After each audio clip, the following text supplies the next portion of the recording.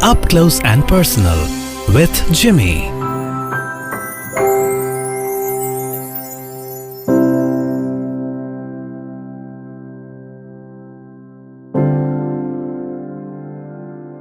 Radio saved lives. Believe it or not, yes. On many occasions. Hi, I'm Jimmy.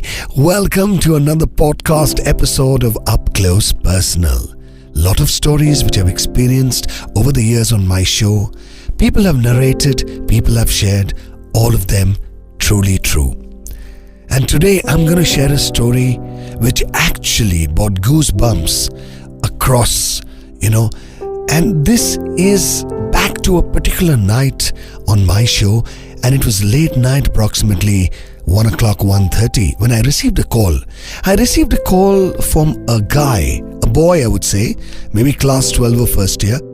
And the minute I took him on air, the first thing he said, "Jimmy, I don't want to live anymore." I was zapped. The first question I asked, why? What is the reason? So he told me, Jimmy, my father is a businessman. He's absolutely busy in his business. I never get to see him or interact with him. My mother is busy in her kiddie parties. I hardly get to interact with her. My sister is on her own trip. I don't interact with anyone in the family, and I'm feeling lonely and I have no friends. So I told him, what about your college? He said, Jimmy, यार जब अपने घर में दोस्त नहीं है तो बाहर क्या बात है?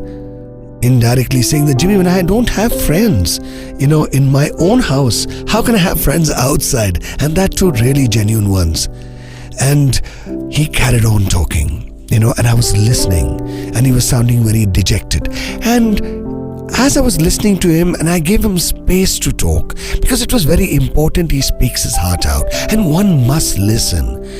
In the process of the conversation, I heard a lot of noise, as if, when you're traveling by car, when you're talking on the phone, the breeze is blowing, that kind of noise. So I was very curious. I said, what is that noise coming, while I'm talking to you? So he told me, Jimmy, I'm standing on the ledge of the 4th floor, looking down and talking to you. I nearly got a heart attack. I said, God, yaar, ye to kafi dangerous hai. Because, one has to be very careful what you say or how you interact. And this could actually, either go left or right.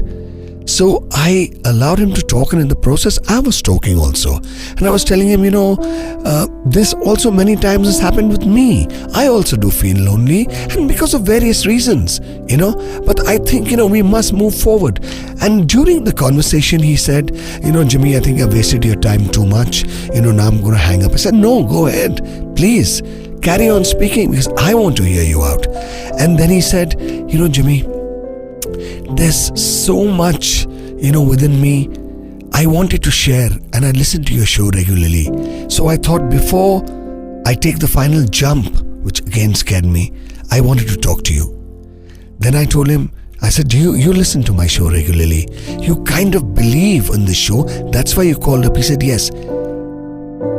In the process of the talking, and which went on for 16 minutes live on air, I convinced him to come down.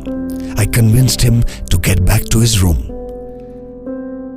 And today, we are the best of friends.